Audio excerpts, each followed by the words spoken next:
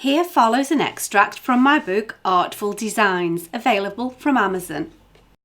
Chapter 14, Part 3. I hope you've had a more productive morning than I have, said Munro. Baskerville and I have been through Rick's things like a nurse combing for nits. Other than discovering the fact that it seems that the Dutch are excessively tidy, I've nothing to show for my efforts. It's obvious that Rick kept work and home distinctly separate. There's nothing to give any hints about his private life at work. And I have to say that there's very little of that in his apartment either. Neither does anything work-related seep into his domestic quarters. His desk is obsessively tidy. One would almost question if he actually did any work there. Not a paper clip is out of place. That fact alone unnerves me and makes me convinced that he's guilty of something. You've got to be covering your tracks to be so painfully organised. It's aggressively tidy. However you look at it, there's nothing to link him to any stolen artwork at any point, either now or historical. James shook his head in commiseration and Munro continued. The lab have got his laptop in the queue, so we've that last shred of hope for some sign, but I'm not optimistic. He was careful.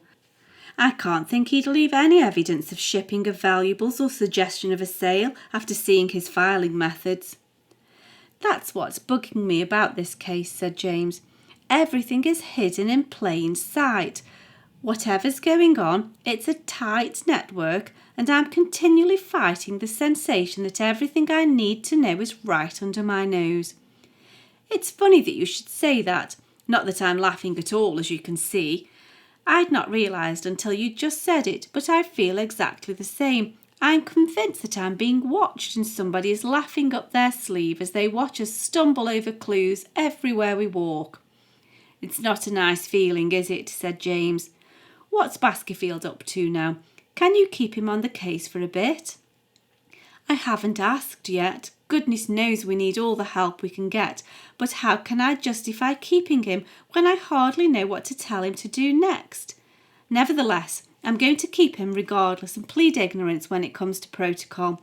I've sent him for one last look round Rick's office before the gallery clear it out. James smiled at a classic tactic. Manpower was always in short supply, and he was surprised at the levels of deviousness he himself had employed to get some desperately needed help. He was grateful for Maddox and was pleasantly surprised that he was legitimately assigned to work with him. Their conversation was interrupted by the ringing of James' mobile phone. The call ID showed that Forbes had something to say.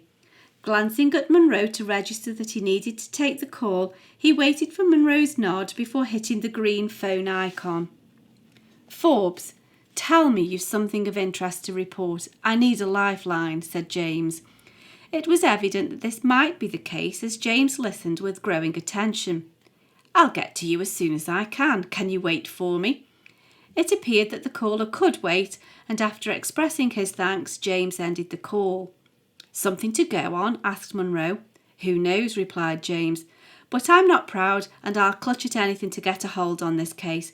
I think I'll give Maddox a call and ask him to meet me at the forensic lab.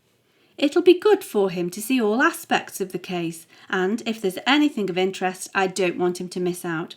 Sorry to bail on our meeting like this, but I'd better get over there straight away. Just let me know how you get on. Maybe next time we meet we'll have a bit more to say to each other.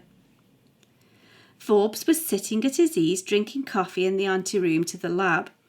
Through the glass, Rick van der Molen lay on a metal dissecting table. After being uncovered in every way imaginable, he was now decorously covered with a sheet.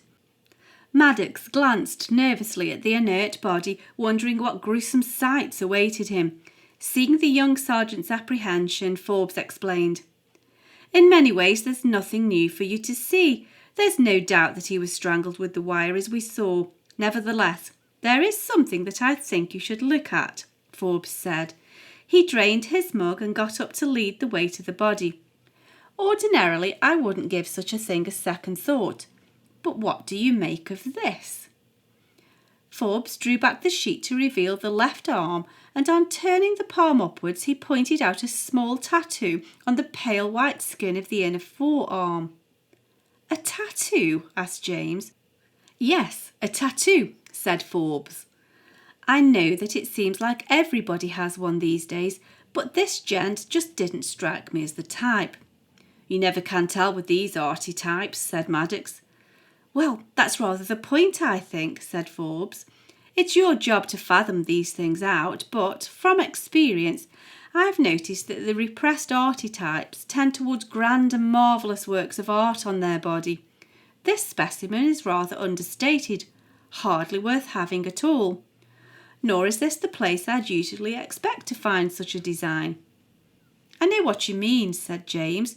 "Those small monotone designs tend to be either on your wrist or neck, or maybe on the shoulder or ankle.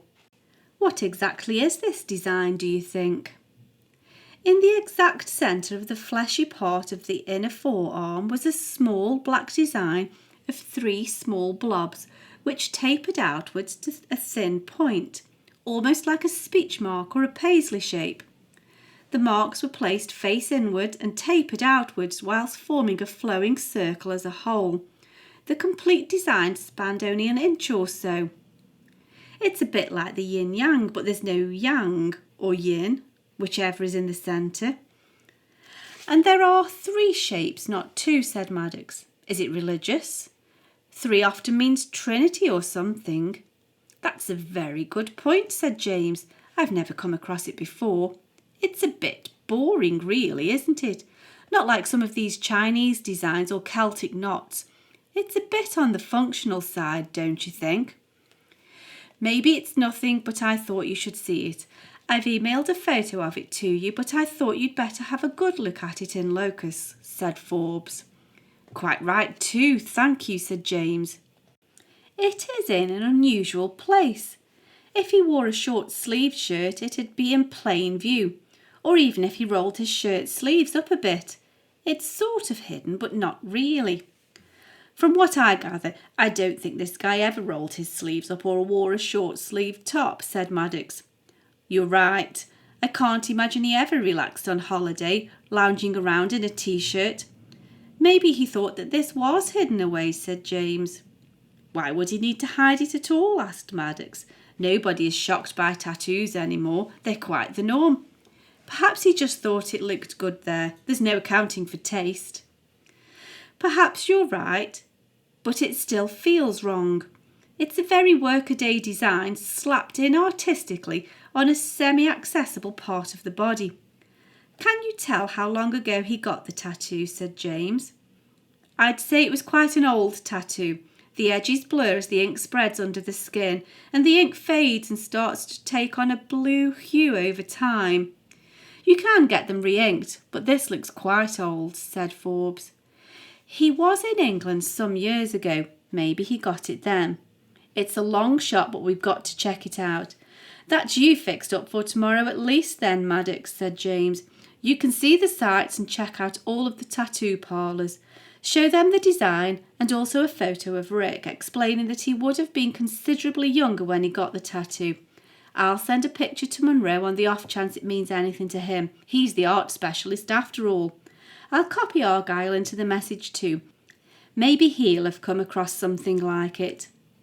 Forbes placed a conciliatory arm around Maddox's shoulders. "Sorry I've got you a few miles of legwork from this," said Forbes. "Think of it as an educational trip. You're bound to see lots of new and exciting things on your rounds." Maddox just rolled his eyes and went to get his reference picture from Forbes's printer. For the full book of Artful Designs, available in paperback or as an ebook, follow the link in the cards in the description box or find details on my website at sharonbill.com. Thanks for listening.